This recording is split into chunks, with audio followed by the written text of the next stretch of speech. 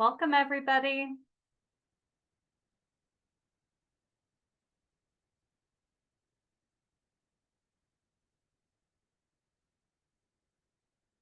All right. Welcome, welcome. We're really happy to have you here with us today for today's event, which is Building Resilience, What CSOs Need to Thrive in Today's Development Landscape. My name is Jenna Thorith, and I'm a Senior Program Manager here at Humentum. I'll be kicking us off with just some brief housekeeping, and then I'll turn it over to our great expert panel that we have today.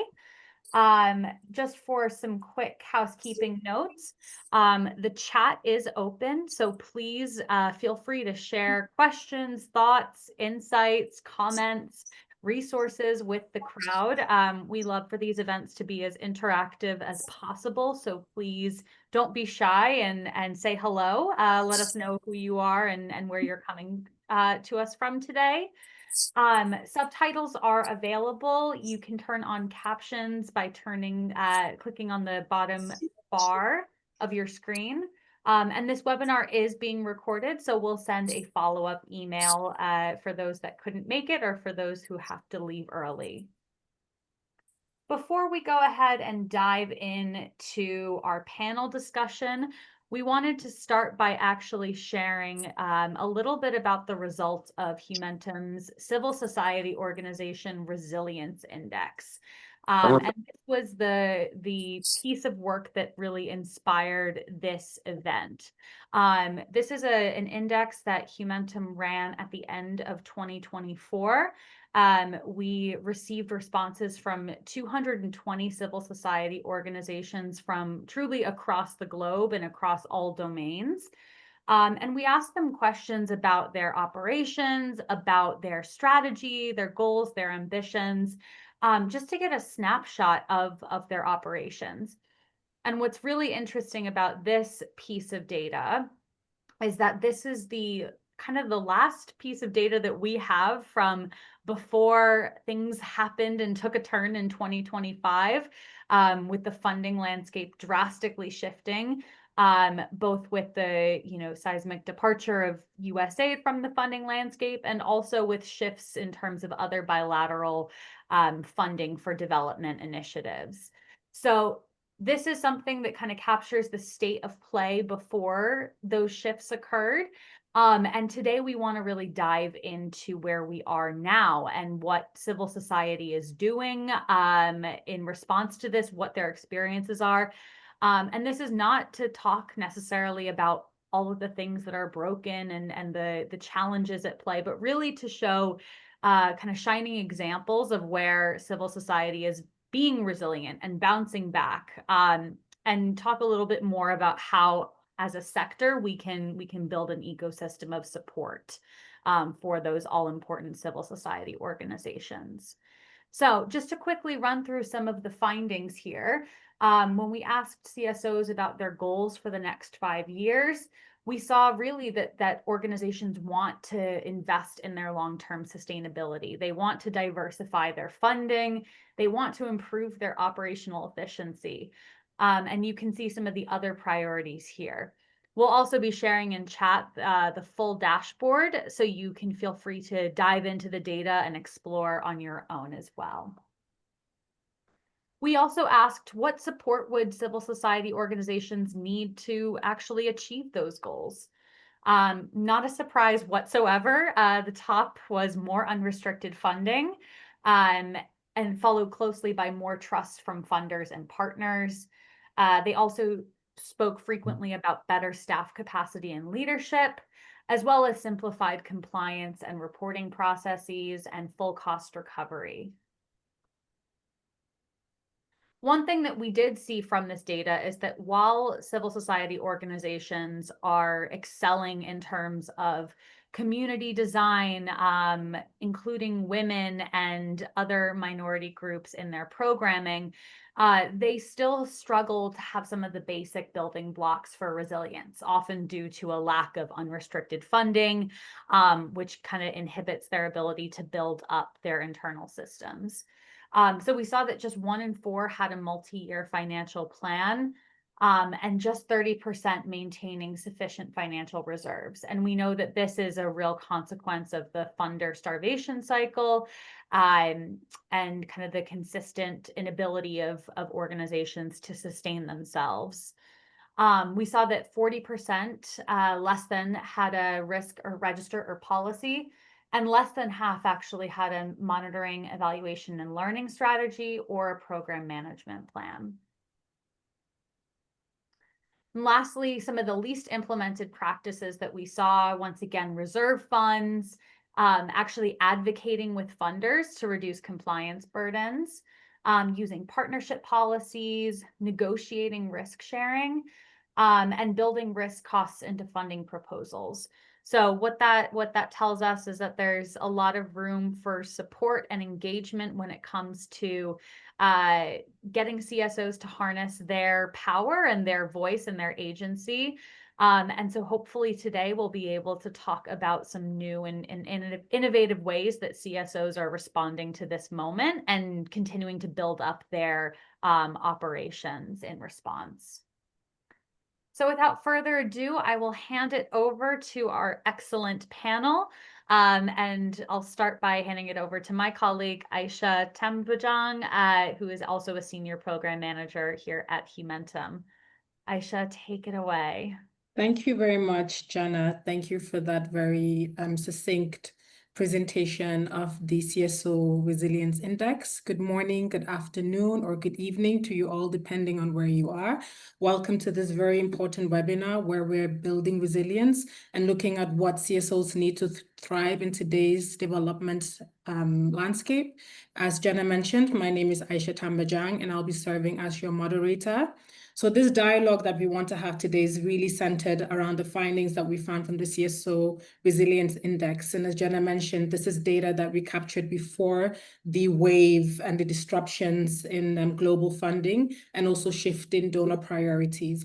What we want to talk to you all about today and what our panelists will also amplify is not necessarily just some of the challenges and the weaknesses that civil society organizations have faced, but also looking at some of the strengths and opportunities and how they look at mitigating or leveraging those. I will do a quick and brief introduction of our panelists, and I'll give them 2 minutes each to just further do that. We're joined with Mar Nyang from Gambia Participates, and we have George and Jose de la Hoz, and we have Evelyn Apando. I hope I've done justice to the names, but we will invite Mar Nyang to give us an introduction of who he is. Mar?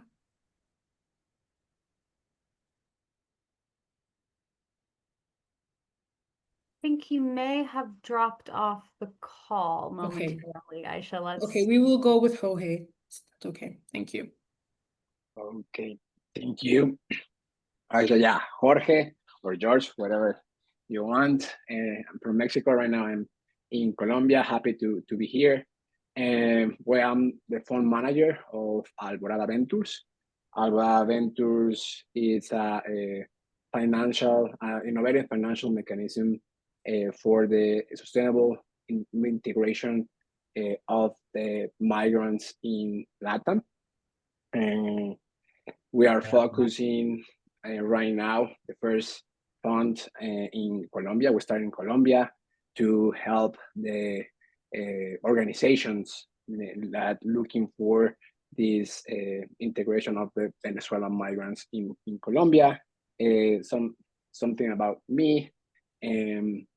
I have been working more than 10 years as an entrepreneur with a VC fund in acceleration program, and right now 3 years and a half at more with a impact investment fund, and right now with Alborada Ventures, that is a pool fund. That means that we are looking for donors and grants right now.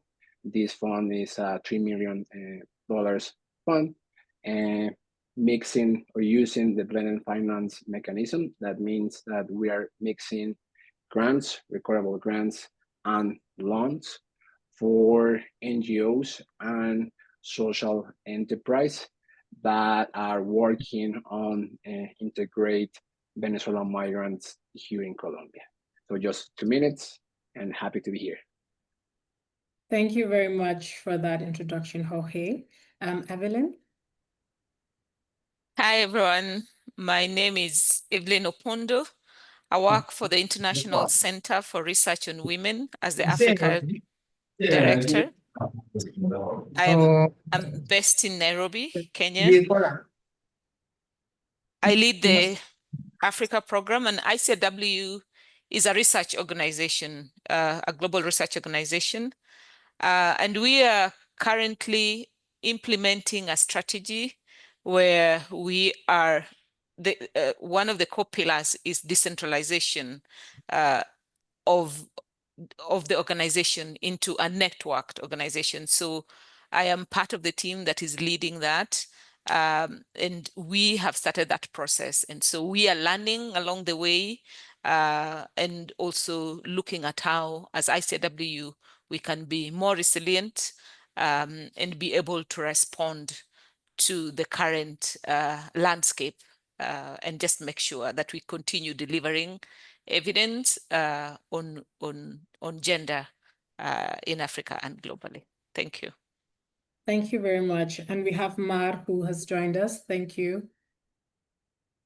Thank you, Aisha, for the invitation, and hello to everyone. My name is Mar Nyang. I founded Gambia Participates, an organization that works on strengthening good governance, but more so specifically focusing on 3 core areas, which is anti-corruption, public finance management, and then also elections. These are the 3 core areas that we work on. We do work on election integrity, but most importantly as well on campaign financing.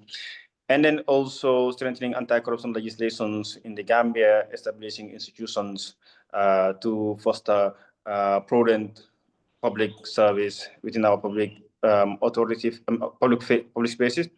And then also one thing that we've been known of doing since we got rid of kleptocracy in the country is working on constitutional reform. So all these past years, that's what we've been doing. Unfortunately, we're yet to achieve constitutional reform, but all hope not lost. We've been doing some legislative reform through the introduction of bills in collaboration with parliamentarian and government institutions that has to some degree been successful. So basically that is the work we do at Gambia Participate. Happy to share more ideas outside this call with others. Thank you very much for that, Mar. And it brings me actually to you. So the first question that we want to look at is, we know that civil society organizations play a very important role in the development sector, especially when it comes to advocacy. We also know that a lot of the funds and resources that you get in the sector from that have been from some of the fundings that have been cut. Gambia Participate, as we know, and to our guests that are joining, is one of the most prominent civil society organizations in the Gambia, working on good governance, accountability, and this is post an authoritarian government that the Gambian has had. Where do you sit now when it comes to promoting the important programmatic work that you do? How have you guys been able to restructure, reimagine, and really continue the work that you do post the funding disruptions? So as a civil society organization, one of the things that we tried to do when we just got established was to strengthen our governance structure. We always project scenarios of this nature, and we work a little bit to have some research funds that kept us moving and working. We did not have to lay off any staff, but we had to suspend some of our programs. Now, those limited research funds that we had were able to actually keep us going on until we were lucky to get our funding freeze lifted. However, the future for us is a little bit blurry because we need to understand that majority of, or should I say, the 2 sources of funding for civil society is either through contracts to provide expert services to partners or through donor funds. And 90% of this comes from donor funds. If the donor fund says, you will not be left with any option but to minimize your activities, because the funding that you get through contracts, you need those money to keep the office running and maintain the core staff. So it also means that the work that you are doing in exercising oversight on government will be reduced, because most of our activities require us to hire experts, number one. Number two, to go to far and hard to reach communities, sit and dialogue with those, and that's a very expensive undertaking. And then most importantly as well, you bring stakeholders, not in your office, obviously in a bigger space, and you cater for their participation. Now, how do we substitute these engagements? In our context, the webinar that I'm having that we are having right now, does not work to some degree for those that are outside the urban area. Now, we need to sit with those who do not even know how to use smartphones, sit and dialogue with them on issues and policies that actually affect their lives and livelihoods. Now, if the global community is promoting democracy, supporting governments, giving them unrestricted funding, which we call budget support for governments to do their job, then I think civil society and media practitioners deserve such unrestricted funding. Obviously, you're going to provide your audited report to the donors to be able to exercise oversight on the money that you give the government. And one thing that we also need to factor in is most of the governments that have bad human rights violation records and corruption records, donor communities continue to give them budget support. And we need to know that budget support is at the discretion of the government to use at their will. Now, if donor communities continue to support, I'm not saying that the support will cease, but I'm also saying for democracy to thrive, there has to be an external oversight body, which is the civil society. The way we say things, some donor communities will not be able to say it in the way we say things, because we are members from the society that actually live and witness the impact of policies on us. We are the ones that go to the streets. Donors cannot go to the streets.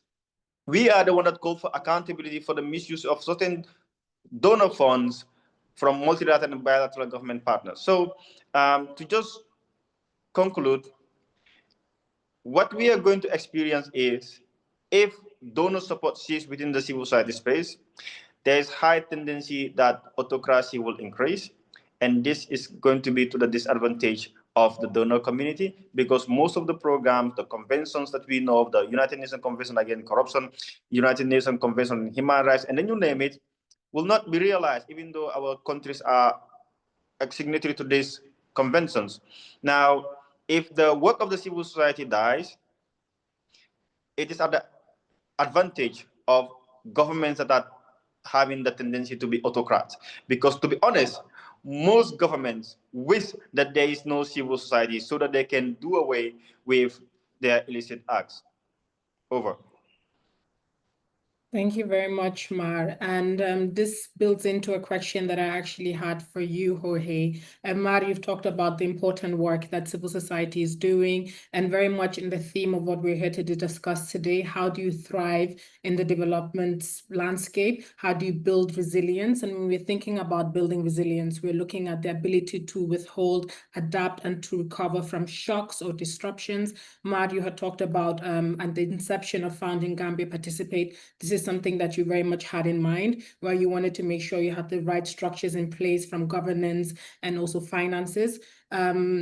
Jorge, we're seeing these significant disruptions of our colleagues have talked about. And given that RFF has created a funding model that is a bit different from the traditional donors, and reprioritizing or rethinking the way in which we can actually fund in the development sector, where do you think that radical flexibility shows up differently now that the system itself has taken that shape? Because I'm sure that you guys have been talking about a lot of these things prior to the disruptions in our sector. I'm sure you're getting a lot of attention also from colleagues trying to get funding from you guys too, but how have you seen the situation? Thank you.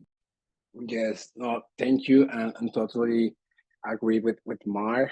So let me just to make a context. Radical Flexibility Fund is with Impactia. They are the two organizations that how to say that, improve, or and that's why Alborada Venture exists. So with this saying, how these Alborada Ventures start doing and start talking to the migrants and looking to build something different. Very important thing. This starts 2.5 years ago. So with Radical Flexibility Fund, Riva, part of Radical, and Juan, part of Impactia, both start to looking that the NGOs here in Colombia, I mean, in Latin America, but most here in Colombia, NGOs needed to start looking for different types of grants, of money, not grants, of money. And with that, they are starting to look different types of funding. These Alborada Ventures was coordinated by the Venezuela migrants here in Colombia. What we did 2.5 years ago was a methodology called How to Be Radical. And that was on how to start doing things different. So with that saying, what we did is start talking to the NGOs, start talking to the social enterprise, what their needs were and their problems were. And again, that was on the 2023. They didn't expect that the NGOs started looking for making a sustainable sustainable business model. But we realized that in some way they needed to be sustainable, the NGOs. Of course, we noticed that the social enterprise, they wanted to start looking for not just for grants, but how to have more money or financial in their companies. With that, we start talking to them. We realize that they were open to see different ways to have money.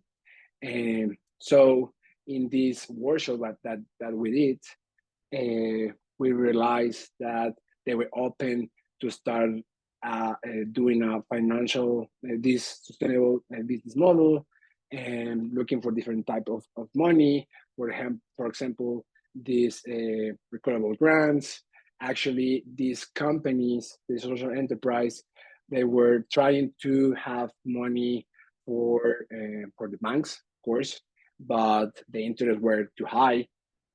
So with all that we saw in that workshop, we start to make these Alborada Ventures,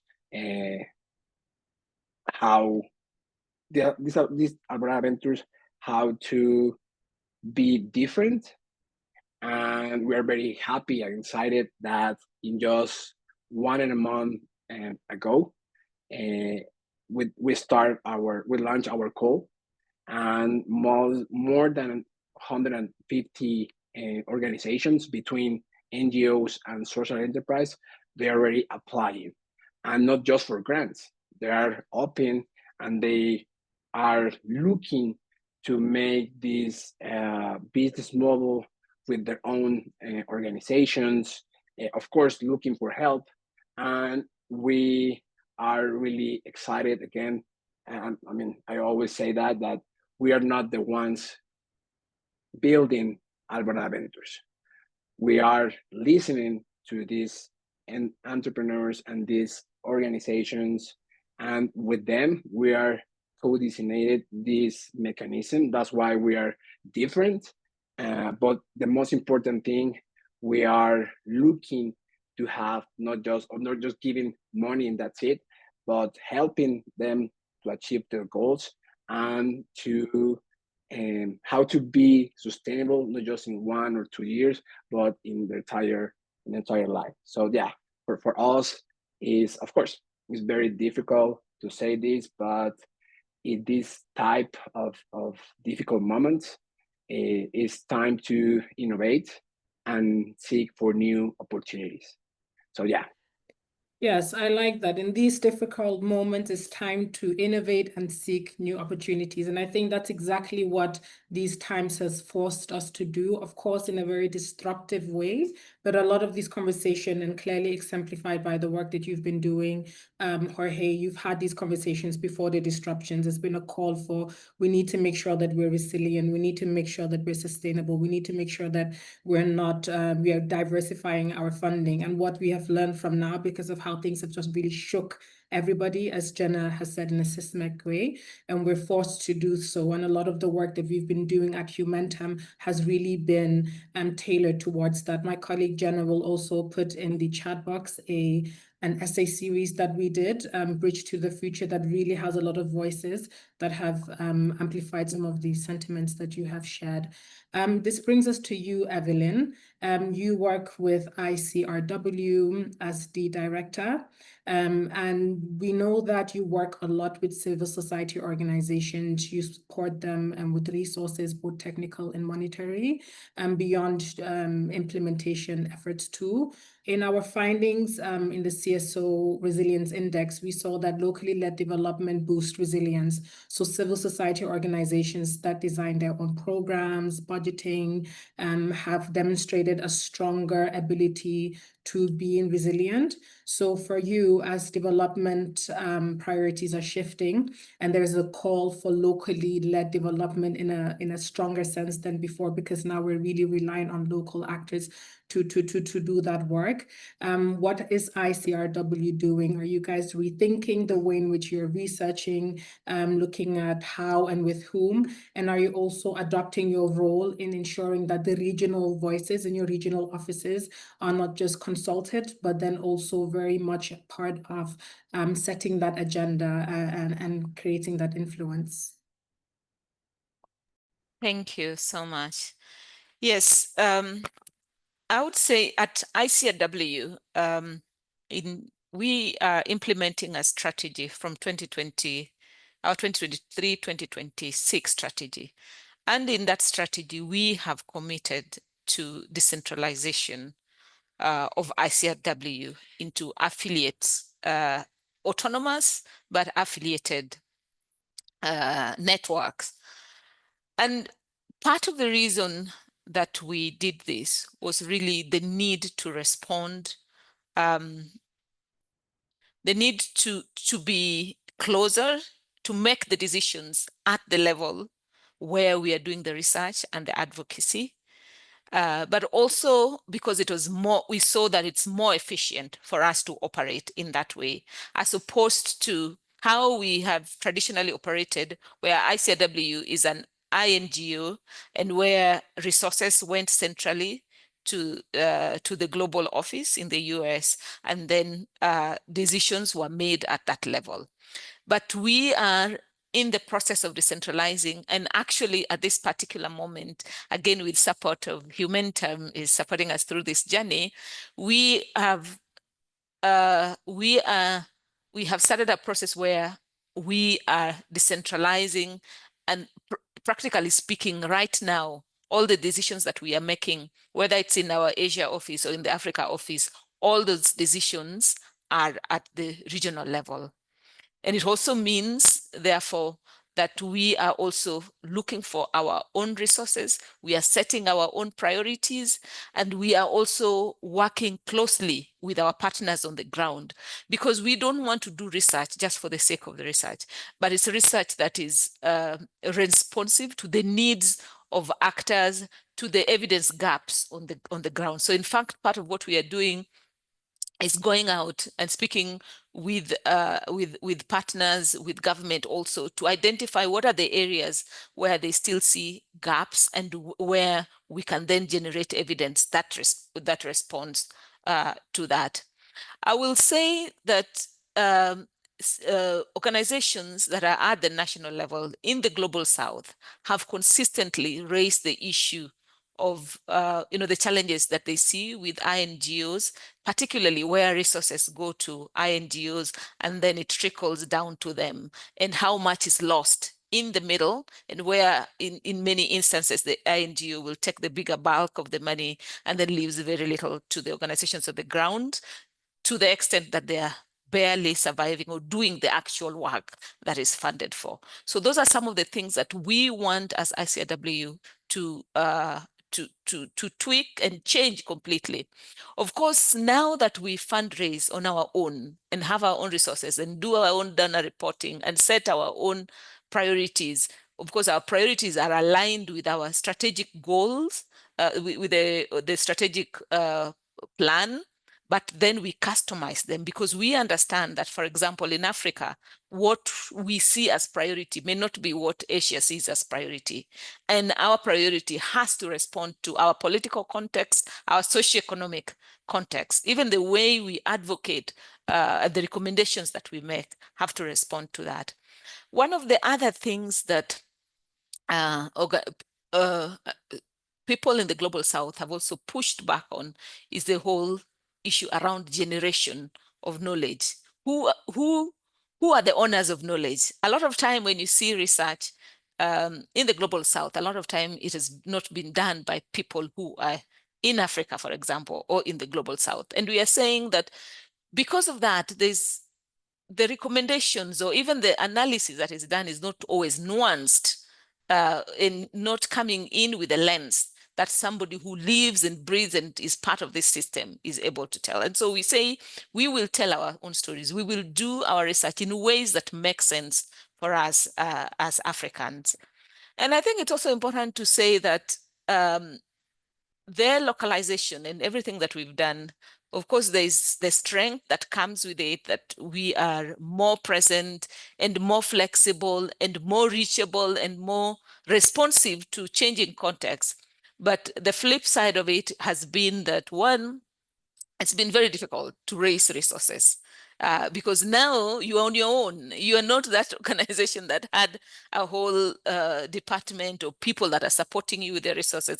And so we are finding that we are few, thin on the ground, and spreading really thin to be able to raise resources and to be able to build in those structures and have a resilient organization that can survive the current challenges and also be strong for the future.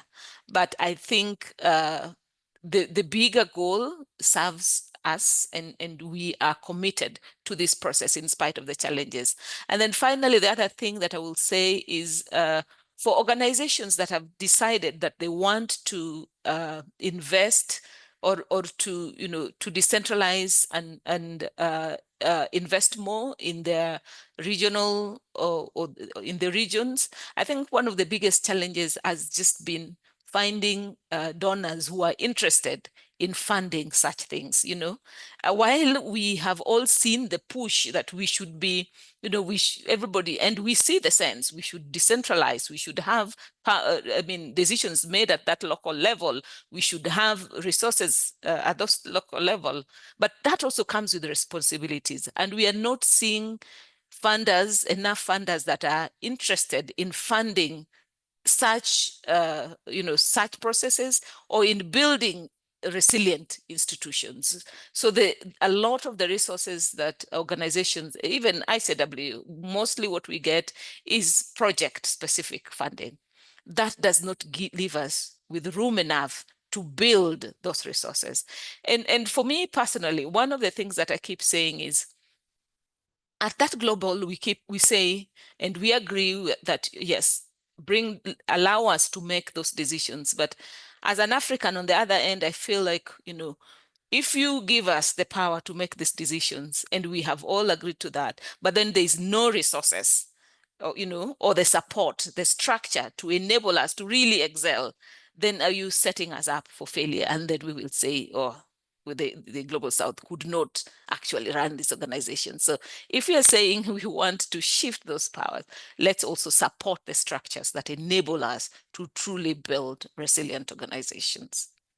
You bring forth some very important points, and also the point of it's one thing to support an agenda, but then also do these folks that we are looking at executing the agenda have the resources to be able to thrive and to achieve it successfully. And this brings me to a question that we have for you, Mar, as someone leading grassroots organizations and locally led organizations. How would you say that you are navigating some of the funding access and donor requirements? Do they shape your ability to respond to community needs and the intervention areas that you're working on? And then also, in your view, what are some practical ways that the sector can better ensure that local organizations maintain autonomy while also still being able to access support that they need, as Evelyn has talked about? All right, so for us at Gambia Participate, first, the integrity of the organization is very important to us, number one. Number two, there is high confidence from the people that we interact with in rural communities. When we come out and give them our position on certain issues, they listen. Now, with the interaction with donors, obviously, civil society will not be that, or should I say, conventional civil society today will not be that proactive and be strong enough to influence certain policies if the donor funds are not available. And I'm saying this because in most global South countries, governments do not provide funding to civil society. These fundings are normally from global North governments and international organizations. However, if donors want civil society to be strong and have strong HR experts, strong MEL experts, there are certain things that we need to revisit. If you give civil society restricted funds, which are temporal and project related, once the project ends, in fact, there are conditions that you must exhaust those funds at the end of the project. What you will see is the experts that you hire, those MEL or HR experts, they will leave after their contract ends because you're only hiring them for a specific project, right? That does not sustain, or it does not advance sustainability in an organization. And I think this is where most civil society organizations within our context are struggling. Number two, the other challenge is you are able to do an impactful work based on the availability of resources. If the resources are not available, you're only able to do limited impactful work. Like I said in my earlier intervention, right? There are certain interventions that you wanted to do, the resources have to be there. In membership organizations, members do contribute. But if you are not a membership organization and the legislative framework in your country restricts you to be a non-profit organization, and that legislative framework also is not flexible for civil society to get into social enterprise, then you're only limited to only receive funding from donors. Now, this is one of the biggest challenges that civil society are facing. Sometimes we look at certain civil society and say, oh, you've been doing very well. What is happening now? We are not asking the right question. The question that we should be asking is, how is the support coming to amplify the impactful work that you have been doing? So this is the challenge and reality that we are facing at the urban area. Now for the rural organizations, what we're in fact doing on the 28th of this month to the 30th, what we have realized is this funding shift has actually opened up a new horizon for us, not only to look at self or those organizations within the greater Banjul here in the urban area. What we are now doing is we are going to the rural communities in 3 weeks and bring 40 members of community-based organizations and train them on CSO governance, how to improve their governance, how to raise funding, how to manage funding, and also how to be more impactful in their advocacy and community development work. the last thing that I wanted to actually say is there is limited funding available, which civil society organizations have to compete for, right? And they have to compete for it because, well, we talk about collaboration, which is very important. And that's the interest for many civil society organizations. But the reason why they are competing is they do not only want that fund to do the work, but to also maintain the experts they have to fund their overhead costs. If not, they wind up. So this is the situation that civil society have found themselves for those countries where the legislative framework is flexible for CSO to get into social enterprise, to get into other revenue generating interventions.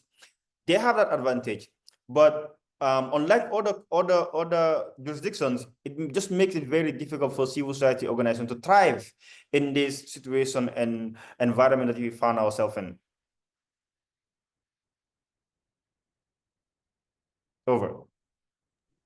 Thank you, Mar. You bring forth, again, quite a lot of important issues and how it's quite nuanced in the sense of you've mentioned the issue of civil society organizations being able to be resilient. They need to ask the right questions. Are they abreast, depending on how much knowledge and expertise that they're exposed to? Gambia Participate being an organization, of course, asking the right questions, setting right mechanisms in place, but you've also talked about some of the rural community-based organizations who may have different challenges to what you have, and how do we sort of mitigate that? So those are very important insights that you have brought forth. Jorge, I want us to think about, in this theme of looking at some of the power imbalances that exist in our sector when it comes to funding and power. When we're thinking about systems shifting as a funder, we know that a lot of the work that your organization does is to rethink the relationship between funding and power. So from your experience and the work that you've done, particularly in the last 2.5 years, as you've mentioned, what have you learned about how funders can design support models that build trust, reinforce rather than undermine, and that can really allow local organizations to have that autonomy? Thank you, Aisha. And yes, to build trust, I mean, we as Alborada Ventures is to listen and to talk with the benefits, the beneficiaries. That means that we didn't just build this blended finance mechanism just because. What we did, it not just talk to NGOs and again the entrepreneurs, but also we talked with the foundations here in Colombia and the governments of the districts. For example, right now, last week we were talking to with the Ministry of Bogota, and he was saying to us, I mean, it was really a really nice week last week because we were talking to with the Ministry of Bogota. Then we talked to an NGO in Barranquilla called Venezuela in Venezolanos in Barranquilla, and we listened to them. We asked. I think that the right question is, hey, what are you looking for, and what are your needs? I mean, what's your problem? And with that, we realized that they're not connected. Why? Because the guy for the Ministry of Bogota, he was saying, hey, the Venezuelans don't look for, or they're not looking for professional jobs, and they are trying to have more health. Or another example was they are okay with how to say it, not traditional works, no? But with that, we went to talk with with Juan, the guy from the NGO of Venezolanos in Barranquilla, and he told us a way different. And hey, no, the Venezuelans are looking for jobs. If they have jobs, maybe they will have insurance, and they will have more opportunity to achieve to any health.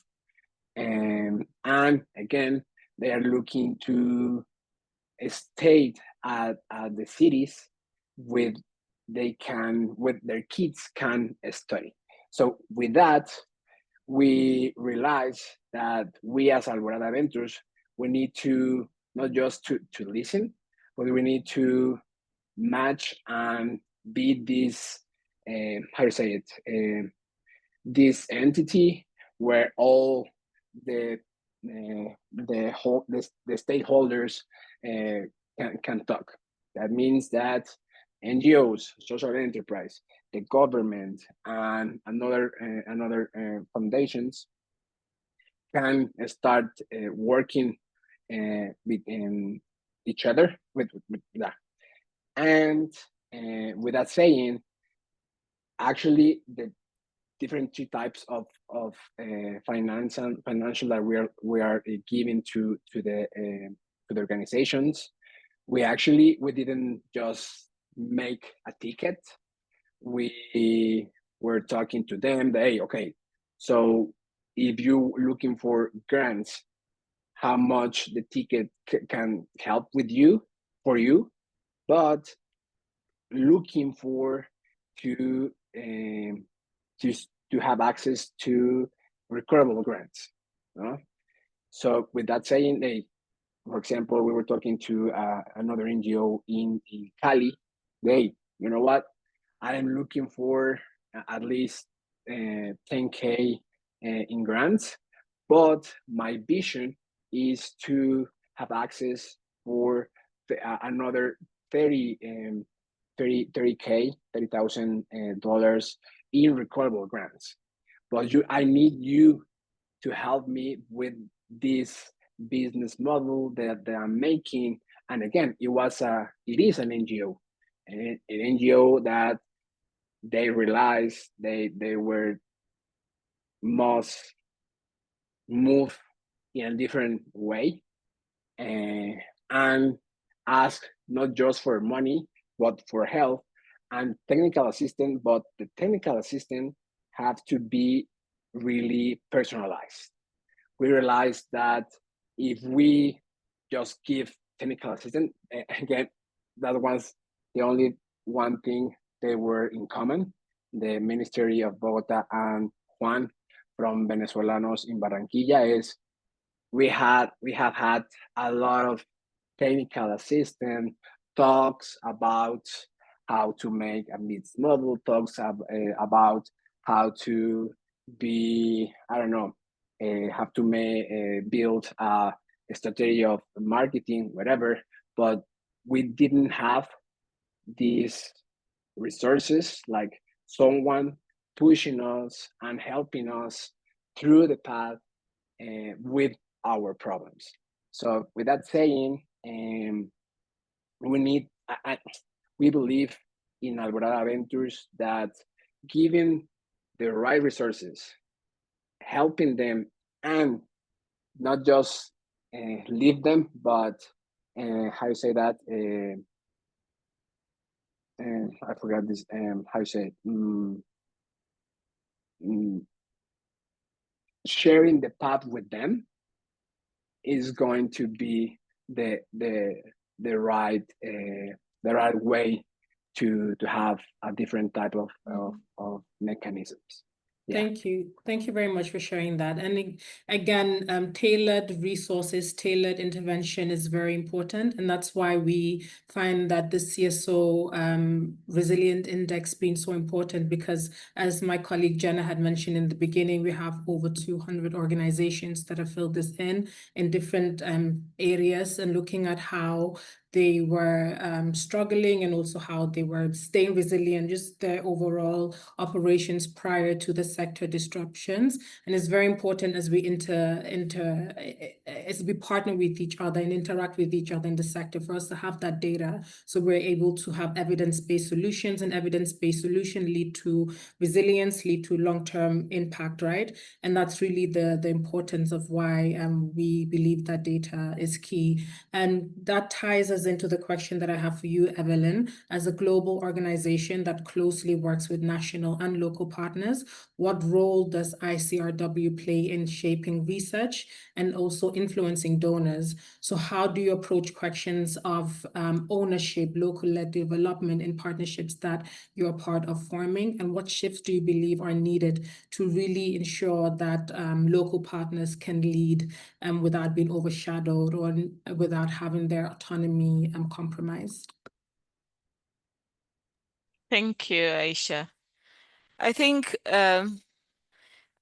first of all, let me start by saying that I have been on both sides of national level organizations and of INGOs, and so I get both sides. And I think for us as ICRW, one of the things that is very important for us in how we partner with our national partners, one is that respect, that mutual respect with the organizations, and also just that mutual accountability. And in fact, I really like some of our funders, at least one of our funders has a 360 way of doing an evaluation, that we evaluate, all of us evaluate the funders, but where you also work with national level organizations, they also evaluate you. And there's a third party that actually evaluates how you are, how you're working with them, and that it's in a respectful manner, but also issues around equity. If you have fundraised that you want to work with organizations, I think it's important that there's equity in resources, equity in how you share not just the finances, but also how you share opportunities, and that you elevate voices, so that you don't have just international or the big organizations being the ones that are in all those key spaces, and that the partners that you work with are not influencing or really contributing their voices. And I think even worse is that you go into those spaces and you want to represent the voices of communities that you don't even understand. So it's also elevating these partners. But also importantly, I think it's important that we understand that even as INGOs, or the organizations that are global, we don't have the monopoly of knowledge. There is something that the national level partners know that we don't know. And in fact, I have partners that have invited me into spaces at the national level, spaces that I would ordinarily not access.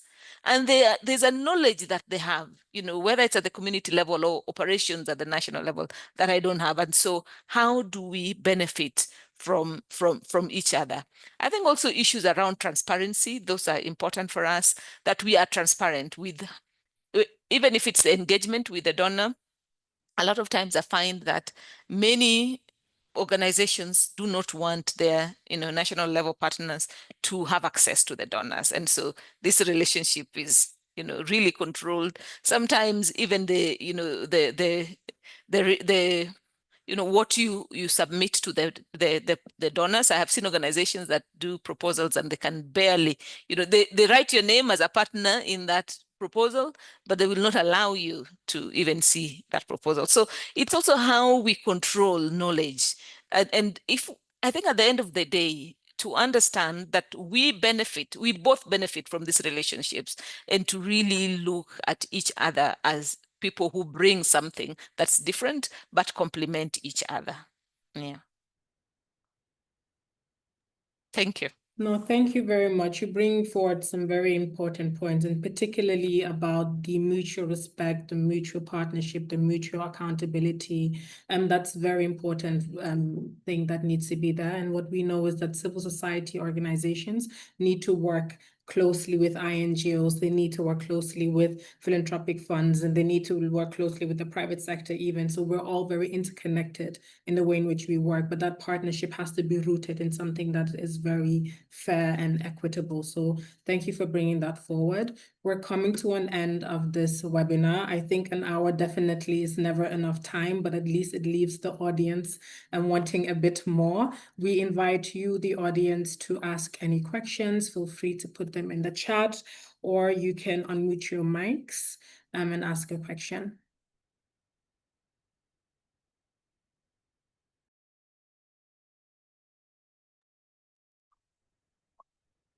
Let's see who feels the most uncomfortable with silence.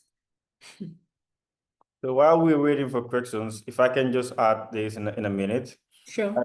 I have been a strong advocate for CSO interest on this platform. But one of the things that I think Evelyn and any other donor will tell you is the bad experience that they also have with civil society organizations, or those that we call gongos, right? Government NGOs. So they fund this organization, and those money ends up being used to advocate for political activities or misuse those funds for private gain. And I think this has actually resulted to many donor organizations tightening their restrictions and conditions on civil society. So that is the spillover effect that we also face as civil society organizations, even though we have strong donor confidence and trust, but donor rules are rules. And unfortunately, whether it aligns with the interest of the organization or not, you had to deal with it, unfortunately. Thank you. We have one question here. It asks, did the organizations synergize or pool their resources just to save cost? Mar, maybe you can answer that question in the context of you being a civil society organization. Is that something that has happened? The question, did the organization synergize or pool their resources to save costs? So there are different ways that you could actually contribute to your research. I think Jenna has been sharing some links regarding how civil society can actually create research that could help them without donor funds. So in some cases, for membership organizations, when members pay their membership fee, those funds are actually put aside as reserves. Others will actually do social enterprise activities, revenue generating activities that serve as another extra source of funding, and that will save into their reserves. Now, those funds are totally different from donor or project related activities, where you are given funds to implement a specific project for a specific period of time. And I also did mention that in other countries, their legislative framework is flexible and it allows for civil society organization to venture into social enterprise. And social enterprise, in this case, it could be a company limited by guarantee, where you get into revenue generating activities, but the funds generated will be plowed back to supporting the activities of that particular entity. In other jurisdictions, this legislative framework does not actually exist. And this is where as civil society organization, we need to screen through our legislation and see what is not flexible and available. Then you could also channel that same energy that you channel for other legislative framework to be amended, to be addressed in this case as well. Thank you very much, Mar. We're going to come to an end. It's 3 o'clock and we don't want to keep our colleagues here a bit too long. But if we can just have a 20-second reflection from each of you before we close. I'll start with Jorge. I'll give you 30 seconds. Okay, no, well, again, I mean, I'm going to repeat my last interview, that in difficult times, we need to be looking for innovation. And with that, let's start looking like to make things different. And with that, maybe we can survive. I mean, we all know we have to be resilient, very, very, very resilient, and yeah, keep moving forward, because there is a lot of people counting on us. So yeah. Thank you, Evelyn. Thank you. Yes, just to reiterate that these are challenging times, and it's really difficult for organizations across the globe, really, but also difficult for a lot of governments in Africa with the rising debts and all the challenges that we are having. But the needs of our people must remain at the center, and we have to just determine what is it that we can do even within this difficult time. Even if it's a small bit that we contribute to, we must not relent, we must not stop the effort, but continue the fight because it's a worthy cause. Thank you. Thank you. Mar? Well, we first have to show gratitude and be thankful to the support that has been advanced by our donor community for a very long time.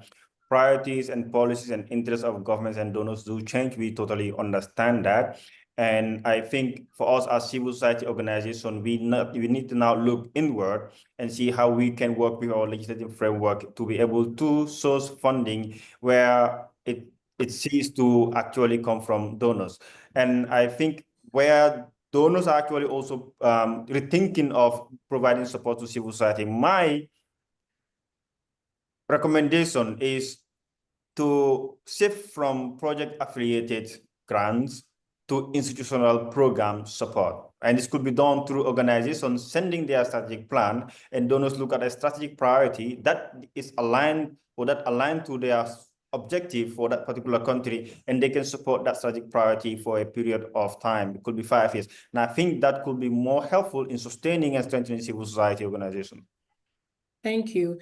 Thank you all, and thank you to our speakers for contributing to such insightful conversations. The CSO Resilience Index reminds us that resilience is not just about surviving shocks, surviving funding disruptions, but it's really about having systems, leadership, and autonomy that responds with purpose.